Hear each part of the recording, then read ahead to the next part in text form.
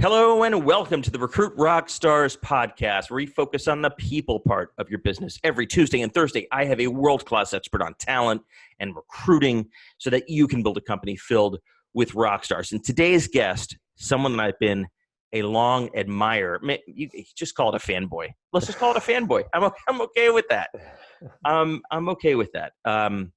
Jason Fried, he has some seemingly radical, very unorthodox views of how to build a company successfully.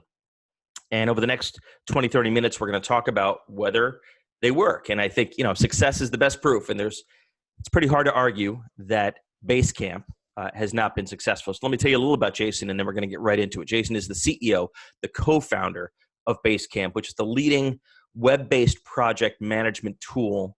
If you haven't used it, you're going to soon use it, or you're probably using it today. Companies based in Chicago started, 20 years ago? Yeah. 15 of those years profitable, and there's roughly 50 employees, but get this, they're based in over 30 cities, which creates an immense amount of questions, and so we're going to talk about that. What I think is most remarkable about Basecamp, other than a great product, and I'm a user, is the amazing tenure.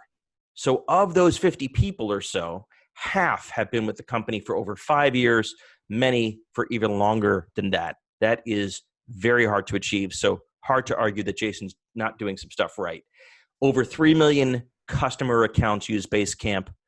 He's also got, an amazing cadre of books. He's the co-author of best-selling books like Rework and Remote, and the newly released terrific work, It Doesn't Have to Be Crazy at Work. And so we're going to talk about all that. So with all that set up, Jason, thank you so much for joining. Thanks for having me on. My pleasure. So, before we go through some of these ideas, I'm curious, what were you like as a kid? Because I'm trying to understand where these these unorthodox views came from. Was it a mentor? Was it a parent? You didn't just wake up one day and said, I'm going to do things pretty much opposite of how most leaders do it. So where did it come from? I had a bunch of jobs. I've been working since I've been 13 or 14. The day I was able to work, my dad took me down to City Hall and got me a worker's permit. And then I went to work at a grocery store, bagging groceries. And that was my first job. And I've worked a bunch of jobs. And I didn't know this at the time, but at every job, I was basically taking an inventory of bad managers, good bosses, good owners, bad owners, the whole thing. And I think that when I eventually was in the position to start my own business, I realized that this is not only my business, but this is actually where I work. I'm an employee of my own business. So maybe I could make the business that I want to work at. And then I started thinking, what don't I want? Well, I'm remembering back that 2 of those jobs, I was not trusted by the manager. I don't want to do that. And another job, they thought I was a criminal. No, this one owner thought everyone was shoplifting from her. It's no, I wasn't doing that. And but this other manager really trusted me and gave me the space to learn and whatever. It's I want to be more like that. So you kind of create this matrix of people that you've known over the years and that you've worked for over the years. And I think that molds you in some way. And then of course you bring your own ideas to it as well. But fundamentally, the idea is I wanted to create a business that I wanted to work at. And that meant trusting people and giving people freedom and flexibility and having independence to do the things we want to do without having to answer to anyone else except our customers and ourselves and those sorts of things. So that's what's always been at the forefront for me.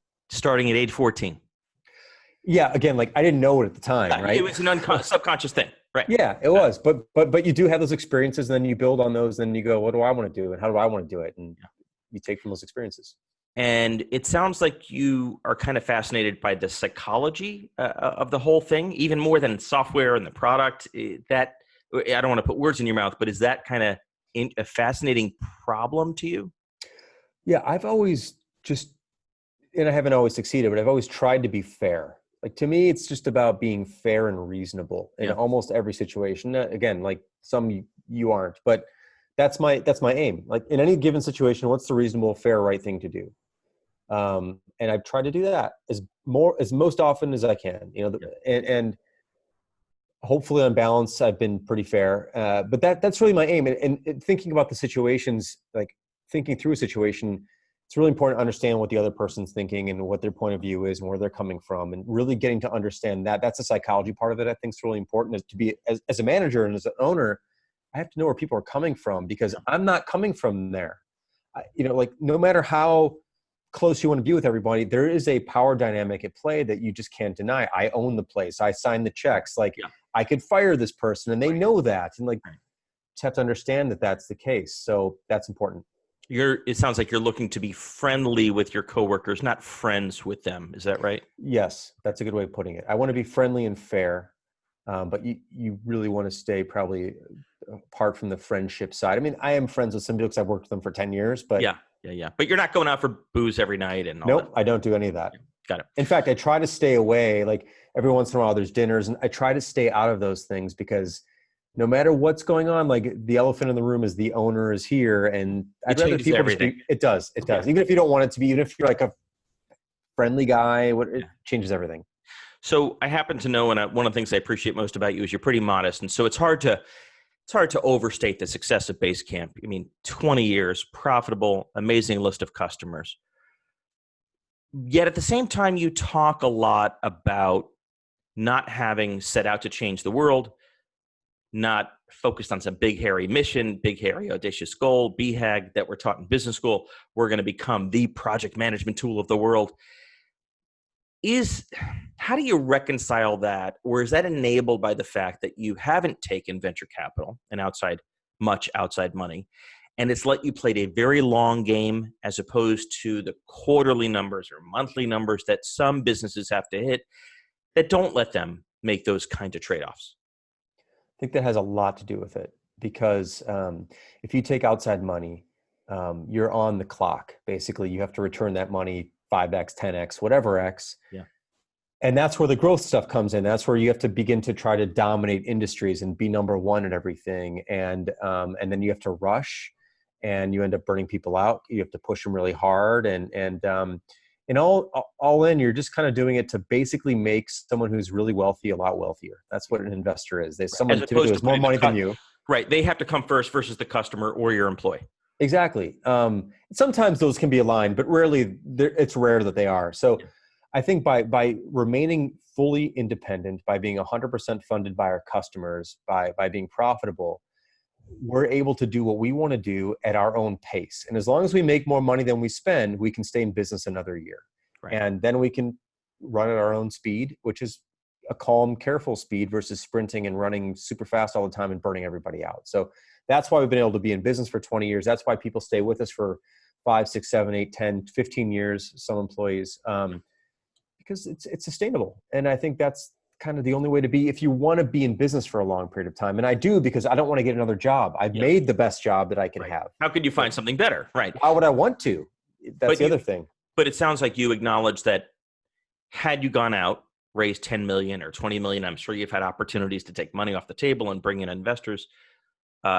It would have changed things. It would have been very hard to do it this way, do it your way. 100%. There's no question about it. And just for full disclosure, we did take a little bit of money back in 2006 from Jeff Bezos, but that wasn't money in the business. That was actually some money for me and David, my co-founder, to take off the table to eliminate some risk in case this whole thing fell apart. Yeah. At least we got a little bit in the bank. So we did that, but that was a long time ago and have never taken money since, and will never take money again. And I'm assuming it was with an understanding from Mr. Bezos that it shouldn't change your trajectory or your exit timing or anything like that. Yeah, I mean, that was the reason. We've been approached by dozens and dozens, and now over the years, 100 plus PE firms, VC firms. And Jeff is a long-term thinker. Jeff is also now the world's wealthiest individual. He doesn't need our exit. Your exit, right. But what he likes to do is he likes to support entrepreneurs who are doing things their own way. And that was so we don't have a board of directors. He has no board seats. We don't have one. He has no power over the company. They can't force us to do anything. They have a minority ownership. So it was not about power and control for him or timing. It was just about like participating. And we're an LLC. Yeah. So he actually gets distributions every year. So he's made his money back on his investment without ever having to sell out. Everyone's happy. He's not going to be in the poorhouse anytime soon. No, hopefully not. So everyone would be if he was. You're right. There are companies, there are entrepreneurs, there are classes in business school that are about the BHAG and changing the world and a big, hairy mission and vision. Tesla comes to mind, where it is a race and you're on the clock and you're a public company. And yet some of them do very well. They do change the world. They make a lot of money for their investors. Arguably not the most fun, enjoyable places to work. Is it basically you got to choose one or the other? Which do you want to be? Or do you feel like your model is the only model and you really shouldn't go out and raise investor money? No, definitely not the only model. There's lots of different ways to do things. I just think that you have to know what you're getting into, whatever model you choose. Yeah. What I like about our model is that it provides flexibility, which is that you can go off and grow as fast as you want if you want to. You can get big. Like there's a company a lot of people know called MailChimp, which is 100% self-funded. Yep. They're doing $400 or $500 million in revenue. They've got 1,000 people, whatever they've got there. Now, like fully self-funded, they've gone that route, and they can, but they also could have gone our route, which is like keep it as small as possible, build a very profitable small business, the whole thing. So that's what I like options. I like flexibility. If you go out and raise money, you cannot be a small company anymore. Yeah, you have committed to a path and you can't give that money back. That's it. That's the path you're on. So I like having 2, 4, 6, 8, 10 paths. Yeah. You like having one path. Yeah. Yeah. And why wouldn't you want that? So that's our take, at least. Now, some people feel like they need 10, 20, 30 million to do what they want to do. I think in some businesses that might be true, but I think in software world specifically, it's not true. Like you don't need, there's hardly any costs in the software business. But there are some businesses like Tesla where you do need capital. And so a business wouldn't be possible if they hadn't raised money. Right. Totally. Tesla, SpaceX, restaurants, factories. Like, of course, there's capital expenses there. In my business, no. There's people. It's all variable. They're all variable, and there's just a few expenses. That's it. Let's move on to some other unorthodox thoughts. You don't set goals within the business. You don't have a revenue goal, a revenue number hanging over your head for this year, for example. I'm sure in the back of your head, you kind of secretly have a hope, but you don't talk about it. But you've said that's because you're not willing to make the cultural compromises to get to that goal. Whatever we're going to hit, we're going to hit. It's not going to change based on whether we had that goal. And so we could finish the year and feel good about it or crappy about it. Do I understand that right? Yeah, I think what would change is that people would feel more stressed out if we were aiming for a target that we, like, frankly, made up. Like, every target is made up. Let's first admit that. Sure. Like, you pick it out of your ass and that's it. Pick it out of your ass. It's like, we need to go 20% this year. Well, why 20? Why not 19? Why not 21? Like, whatever. So you aim for this goal. If you hit it, everyone's happy. If you don't, everyone's upset. And like, why would I want to even have an opportunity for people to be upset? Yeah. Like, why not just do the best work you can? Shouldn't you be doing that anyway? And therefore, like, that's all we're focused on, is trying to do the best we can. And then whatever happens ends up happening, because it's going to happen anyway. And we don't have to layer on a coat of stress over everybody that we're like missing this number. We're under the curve. Like, oh my God, what are we going to do? Let's push everyone harder to hit this number that we made up. Like, I just don't want that kind of pressure on people. Similarly, as I understand it, within the business, you don't even really think too far down the road in terms of the product roadmap, or I'm sure generally you have a direction, but you do these 6-week sprints with a 2-week break, if you will, to kind of catch up in between. That's the extent that you really look out. Do I understand that correctly? Yeah, I mean, we have a vision. So we have like a direction, basically. Like, this is North Star. Yep. North Star, let's call it. And then every 6 weeks, so we work on projects for up to 6 weeks at a time. Some are only 2 weeks, some are 3 weeks, whatever. And we don't call them sprints, we call them cycles, because I don't even like the psychology of the word sprint, right? Yeah. It sounds like you're tired, right? Yeah, I mean, who sprinted, you're exhausted by the end. Shouldn't be that way. Yeah. We take 2 weeks off in between, and during those 2 weeks, we figure out what we're going to do over the next 6 weeks. Got it. We don't look at a backlog. We don't look at a long list of ideas we had 5 years ago. We think fresh every 2 weeks, or every 2 weeks after the 6 weeks, and decide where to go next. And we found that to be the healthiest approach. And we wrote a whole book on it recently. You go to basecamp.com/shapeup. Yep. You can read all about our process. Yep. And we just found that to be the healthiest way to approach work and the best way to approach work. So all these things, while they are unorthodox, kind of make sense to me. It's kind of hard to argue with them. People do. That's fine. And it's okay. I'm not going to argue. Because there are different ways to do things. Like, there's definitely different ways to skin it. Fully admit that. Yes. The problem is the listener is skeptical because he or she is thinking, but Jason's playing a different set of rules than everybody else. So he was talking about MailChimp. But MailChimp is competing against these massively funded email companies with armies of engineers. While they may play their own game, doesn't there come a tipping point where you do risk becoming outmoded, outgunned, irrelevant because you're moving too slow? Yes, you're happier. Yes, the employee retention's great. Yes, it's kumbaya. But do you ever worry, or doesn't there come a point in time where it's just not fast enough and long term you got a problem? Sure. Yes, that can happen. I don't think though that I'm not suggesting being slow.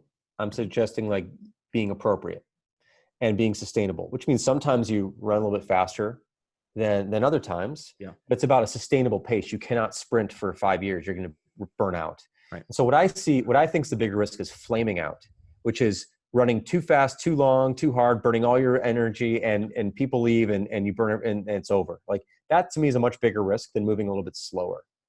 And I think that, again, there are times when you move a little bit faster and times a little bit slower, but it's about regulating that pace. Perhaps like just when you're jogging, you're probably not running the exact same speed the whole time, you know? Right. But if you're sprinting, you're all out. And so anyway, that's what I see more companies do is flame out. So there's risks either way. Always. You'd rather take this risk, which I understand, versus the risk of flaming out. Yeah, it's again like going back to the earlier point, which is just optionality. Like if you move a little bit slower, you have the option to move a little bit faster. Yeah. If you're moving as fast as you can, you don't have any other options because like that's it. You've already pegged it. You're already at 10 or 11 or whatever you want to call it. So like that's the only way you know how to run. And then you could say you do have an option, which is to slow down. But the thing is that mentally, if you're always at 10, you don't know how to slow down. Yeah. Nor do you feel like you can. It's not in your DNA. You can't just change that overnight. Right. It's not in your DNA. Meanwhile, if I'm walking, I can fast walk, I can run, I can jog, I can slow down and still be okay. I feel like that's the kind of, there are risks and costs and trade-offs with every direction, like anything you do.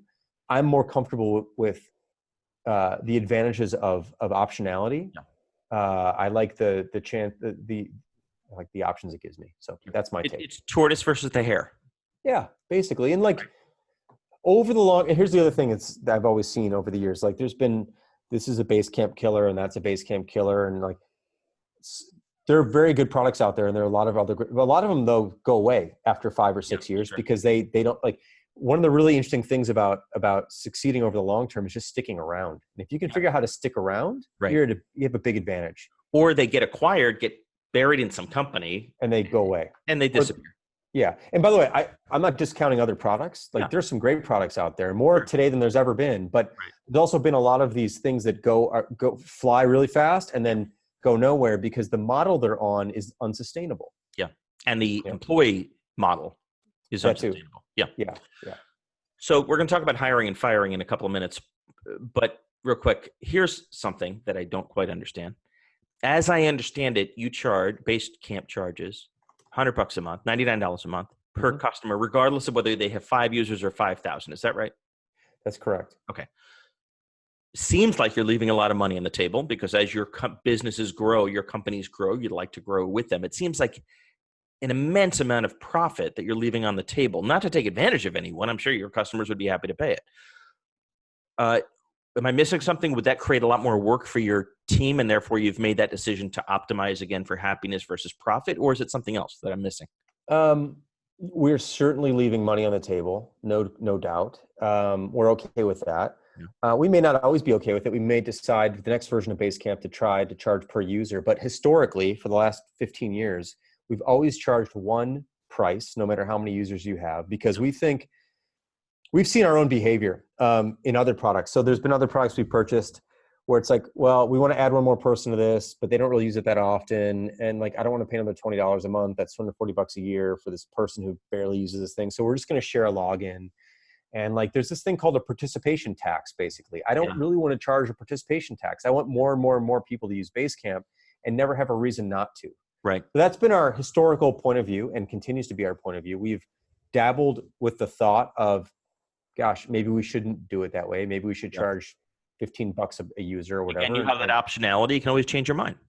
Yeah, we can always change our mind. And we've thought seriously about it just to see what would happen. So Down the road we might, but for now, we're one price. I also just feel like it's simpler. It's like one of the things that I think doesn't get discussed enough in terms of entrepreneurship is our costs. So not like the cost of a product, but like costs, like physical or variable versus fixed. Yep. And if you're a small business owner, you want to find fixed costs primarily that you can rely on.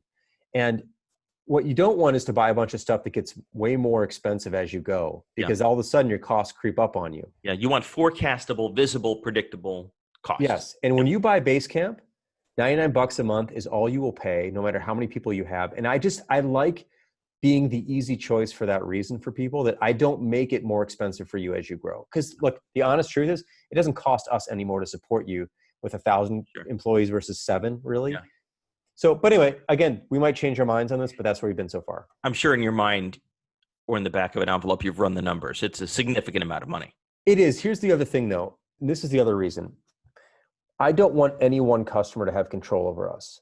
And this is a fundamental thing, and I should have brought it up a bit earlier, but this is something we've talked about in the past, which is that if we have one customer with 10,000 users and they pay us $150,000 a month or whatever it is, and everyone else is paying us $120 a month or $205 a month or $99 a month or $65 a month, it's unavoidable that you will begin to work for the company that's paying you $150,000 a month. And you're going to do everything on their behalf. Yeah. It might influence your selection of the next product feature. The next 6 weeks might be on this one thing they want. It's like the way you're set up now, everyone gets one vote. And if you don't like it, sorry. Yes. And what happens is that it's unavoidable that you will begin to favor the people who pay you a lot more. I don't want anyone to outsize pay us. Yeah. And so that's been another thing. Now, that being said, there's ways around that. And I'll tell you, like something we've talked about when we have explored the idea of per user pricing is just to flat out put a limit on it. So say like, no one can pay us more than $1,000 a month. Yeah. We'll have some variability, but I don't care. Once you hit the $1,000 a month, like that's all we'll accept from you anyway. That way you'll never have more control over us than it's customer concentration. And just as you described earlier, you don't want investors to own you, quote unquote, and own your decisions. Same with customer concentration. Yes. Okay. Yes. We got 7 minutes left. We're going to do fast. We're not going to use the word sprint, but we're going to do, we're going to do fast questions. Ready? Yes. Let's move to hiring, because this show is all about recruiting. It sounds like you hire people that are also optimizing for all these things we're talking about. They don't need to be babysat. They don't need to be micromanaged, as you described about yourself. They don't need a lot of policies and procedures. I'm guessing you don't have a big book of policies and procedures. How do you find people like that? How do you assess whether they are that? Because that would seem to be pretty hard to assess in an interview and a recruiting process. You can see if their code is good, if they're creative, you can see if they write. But how do you know if they don't need to be managed? Yeah, good question. I think part of it is us being very open about who we are and how we work and the way we write our job ads and the things that we're expecting out of people, and being very clear and upfront about that. That helps us self-select. And I think the people who want to work here, kind of based on our job descriptions and also maybe our reputation, they have a sense of what they're getting themselves into. Yeah. And so some, people who want to kind of climb the ladder, and that's okay, but we don't have a ladder here. So you don't come in here and become a manager in 4 years. Like we don't really have we have a couple, and they're pretty much fixed right now. So like you come here if you want to do great work and hopefully do the best work of your career in an environment that allows you to do that without any interruptions, in any city that you want. Anywhere you want to live, you get 8 hours to yourself every single day to do your job. And like, those are the kind of people who apply. Yeah. And a big part of it is, I think, explaining the position and explaining our expectations about the position. And also publishing the salary and all the things that we do. We're just clear about it. And that helps regulate that. Publishing the salary comes next. But before I do, when you realize that the person didn't opt out, said what they had to say to get hired, because anyone can fake it, how long do you give it before you say, we made a mistake? Typically it's not formal, but it's about a year. Really? Wow. Yeah, it's about a year. I mean, sometimes it's only been really obvious, I think, twice, like within a few months. And they knew it before we knew it. Got it. But in general, we give people about a year to like figure it out, because we have an unusual workplace and things are different here. So you got to give people time to adjust. But after a year, you can kind of have a good sense of whether or not they're going to make it or not. As I understand it, you do a bit of a test drive where you hire people for a week, $1,500. You still do this? Yes, for designers. Yeah. Oh, for designers only. What if they're currently? Oh, go ahead. I'm sorry. No, yeah, for current I hire the designers. My policy is that we give the finalists, like roughly 5 finalists, a project that takes 1 week. Yep. Pay them $1,500 for it. Your question was, what if they have a job? Yeah. Like, right. And most of them do. I know that. I recognize that. So it's like, look, you have a week. I know you're going to have to fit this in. And in the end, what I'm not looking for is perfect work. What I'm looking for is work that can be clearly explained. So if you say, look, Jason, I only had 3 hours to do this because like I've got a full-time job, I've got a family at home. Like, I totally get that. Let's talk about what you did and just tell me why you did what you did and how you did it. And that's where the insights come from. You're looking for their thinking, how they think about something, how they think, how they approach, why they did what they did in the time they had. That's it. I'm not looking. It's not a design contest. It's like, just do some work and let's talk about it. So just be honest about how much time you had and let's go for it and let's talk. So that's what I look for. Got it. You mentioned, but you don't do that for other positions, just designers. No, just designers, but customer service has a different version of that. There's different versions of that in the company. Okay. Mm-hmm. You mentioned, which I love, I wrote a piece about it this week about including compensation in a job description. Pretty controversial, pretty unorthodox. Does that mean you have an open book compensation philosophy? Do all 50 people know everyone's comp? Because if it's published in a job description, I presume the other 49 are going to see it. Yeah. It's not open book in that it's not listed somewhere, but like you can kind of piece together the pictures if you wanted to. Got it. I mean, so like it's opaque, but well, that's the wrong word actually. You could see through it sometimes. Like when we post this ad for head of marketing, $181,000, like that's the job. Yeah. So like over time, as we begin to do more and more of this, like people will kind of have a good sense, but people already kind of have a sense, but we don't publish it. Yeah. Outright. And if they're the kind of person that's focused on that, they're probably not going to last long at Basecamp anyway. Yeah. And the only thing we have published recently is we have a minimum salary. Yeah. So we will not pay anyone less than $70,000 a year. So at the very least, everyone knows everybody here who works here makes $70,000 no matter what the role is. Sure. Got it. Let's move on. Also on hiring, hire when it hurts, which means you'll hold off until you absolutely must make the hire. What does that look like? How do you know when it's gone from kind of a pain in the ass to, oh boy, it's hurting? Yeah. It's most obvious around customer service. And that's probably the one place where we try not to let it hurt too much because that hurts customers too. Like we can kind of handle the pain ourselves. If we need another designer, we don't have one because like clearly we need to do more projects than we can. And like you kind of feel that out, but that's our own pain. But when like we can't get back to customers quickly enough, and currently we get back to customers, I think within 9 minutes. If you go to basecamp.com/support, you'll see the actual time. Yeah. It's pretty obvious. Like part of it is, are there holes in the company that we need to fill? Like, for example, are we not doing enough on the security front? Like that hurts. We need to fill that hole. Or is it that we want to have more throughput on actual day-to-day projects? Yeah.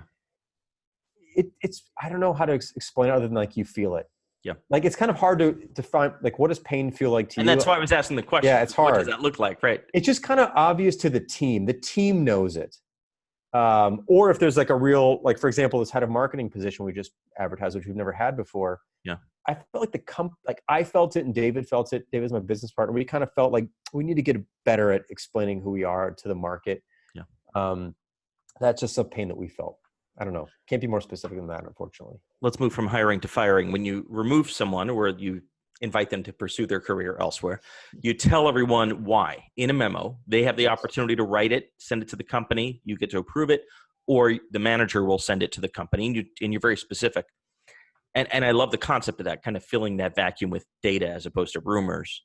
How do you balance that with the unfortunate reality of the law, which is it's kind of no one's business, and maybe there were some things that were legal in nature. How do you balance that? Yeah, we make sure that whatever the announcement is, it's not. There's nothing personal in it. That here's what we always say. Basically, if this ever leaked or that person read it later or something like that, they would be like, they will. Yeah, they'd be like, that's true. Like that's true, and I'm comfortable with that. So it would never be anything that's personal. It would never be anything that if there's any legal stuff involved. Of course, we wouldn't talk about that stuff. Sure. But that really hasn't come up. And also it's like, let's say it was 5% of situations where there's a personal reason why someone had to leave or whatever. it just doesn't come up enough that it's a big deal, but we're very careful about that and make sure that we wouldn't leak anything to anybody that people would feel uncomfortable about. Can we go 2 more minutes and then wrap up? Yes, certainly. What do you personally spend your time on during the day? So I envision you sitting around and you've got a candle lit and you're very relaxed and you're thinking about what else can I do to make this a happy, fun place to work? I record podcasts all day. That's what I do. My day's different all the time. I'm not a routine kind of person. Right now, we're working on a brand new version of Basecamp.com. So new marketing sites, I'm helping out with that. We're actually working on another product right now, which we said we would never do. We said we would only focus on Basecamp, but we're doing a new product right now. So I'm working on that. Is that exclusive here? Can I break that exclusive? We're not going to talk about what the product is, but. Well, I won't tell you what it's about. I think I've mentioned that we're working on it in a few spots, but no one knows what it is yet. Okay. And then I'm working on Basecamp. I'm just and then currently we're working on hiring a marketing person. So I'm doing a bunch of interviews next week, for example. It's just kind of wherever I'm needed. I bounce around. How do you get into the flow? How do you get into the zone of focus? You seem to be amazing at focusing. Well, it depends on the day. So some days for example, if I have a lot of phone calls to make in a given week for whatever reason, I'll try to put those all in a single day and just do them back to back to back to back. So I don't dot them throughout the week. Because whenever you have stuff throughout the week that way, you've got like a before the call and an after the call, and your day becomes fragmented. Yeah. So I try to just gang things together in a way where I can sort of get that out of the way and then have like focused time. So managing my schedule is mostly open. I try not to book anything that I really don't want to do. But when I do have to do things like, for example, next week I'm interviewing the 6 or 7 or 8 marketing people we're talking to right now. They're all in a row over 2 days, basically. Wow. So that way it's back to back to back to back to back. And then the rest of the week I have free to do other things. And then you set up office hours where your employees can access you without quote unquote disturbing you. And not just me, everybody here can set up office hours. So that way, like people are saying, I'm available to be talked to between this time and this time on this day. Other than that, please leave me alone, essentially. I mean, everyone works with a small team, so the team can talk to each other. But as far as like other people across the company, like you kind of wait in line for people's time. Do the 50 people in the 30 cities ever get together in person? Like an annual summit or something? Twice a year, we fly everybody into Chicago for a week.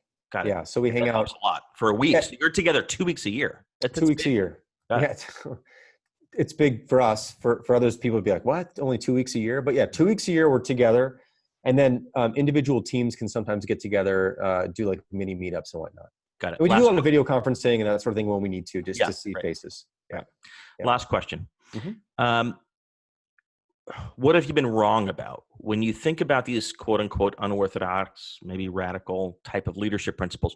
What's the one that over the 20 years you pushed too hard? It didn't work. You were so convinced it was going to work and it bombed, or the company wasn't ready for it, or just humans can't do it. It's a really good question. You know, it's funny, and I will give you an answer, but I typically don't think that way. So I don't look back at things and think they were right or wrong. They were just moments in time, and they were decisions based on the information we had at the time. So sometimes you can look back on something and it wasn't wrong at the time, but then you have new information that proves it wrong, but like you didn't have that at the time. So you beat yourself up? Yeah. Right. Yeah. Like you can't go back in time. You can't go forward in time. And if these are moments in time, like you can't change them. So I don't look back in that way, but I will say that the hire when it hurts thing, especially on the customer service side, is something we've had to change. We want to get out ahead of that moment, because customer service can be a stressful job when first of all, you deal with the public. The public can be challenging for a number of reasons. They're usually not happy when they're using customer service. There's that. They also may have had a bad day for all sorts of other reasons, and they just need to vent to somebody. Like this happens. And so overtaxing people on the customer service side of things, I think, is probably something that we did for a while early on, and didn't, because we were afraid of growing the team, because that's the one team in the company that has to grow based on how many customers we have. And I think we were always reticent to just hire until it hurts there. And that was probably wrong. So I think we caused some undue stress for a while, and that wasn't fair. So that was one thing that I feel like we probably should have hired earlier and maybe had a few more people than we needed. Great. I appreciate your honesty. Yeah. Jason Fried, This was great. You're a great interviewer. I don't know about that, but You're very good. No, that's great. I think that if leaders did half of what you do and the things we talk about, employee engagement would not be at a record low of 15%, which is pretty pathetic. Would not be focused on investors and customer concentration and all this bullshit. Some businesses require it. I think you're right. This day and age, keep it variable, start small, and control your own destiny. And the rest kind of takes care of itself. Or it doesn't, in which case you create another one the next day, right? Yeah, I mean, look, business is challenging to begin with. Why not increase your odds? And to me, like, if you're going to increase your odds, that means like slow down a little bit, keep it under control. Don't put yourself only on a single path. I mean, it's all about like, how do you increase your odds and have flexibility? So that's at least my take on it. Yep. And optionality, which is great. Yes. How can people learn more or get in touch? It doesn't have to be crazy at work. You've got to pick up and read this book. Where can they find that? How can they learn more about Basecamp and become a customer? Thanks. Well, that book, it doesn't have to be crazy at work. You find it in any bookstore, Amazon, local bookstores, that sort of thing. Are there any bookstores left? I don't think there's any. Yeah, right. There's that one over there. There are some independents, and I would recommend checking them out if they have the book. Buy it from them. Yep. It's kind of amazing. Like something like 92% of our book sales are on Amazon, which just feels like that's incredible. Talk about customer concentration. Yeah. So basecamp.com to check out our product and learn a little bit more about our company. Yep. You can follow me on Twitter. That's at Jason Fried, Fried. And if you like some of the stuff, we also have our own podcast at rework.fm. So we talk about these topics in depth every 2 weeks. We do about a half-hour podcast on this stuff. So like, if you like what you're hearing here, check us out there. Yep. That's kind of, those are the places. There's no shortage. People could make it a full-time job just following and learning your stuff. Your blog is also great, so people should check that out. Signal v noise. Yeah, signal versus noise. Yes. Great. Jason Fried, thank you so much for making the time today. Well, thanks for having me on. It was great. Thank you.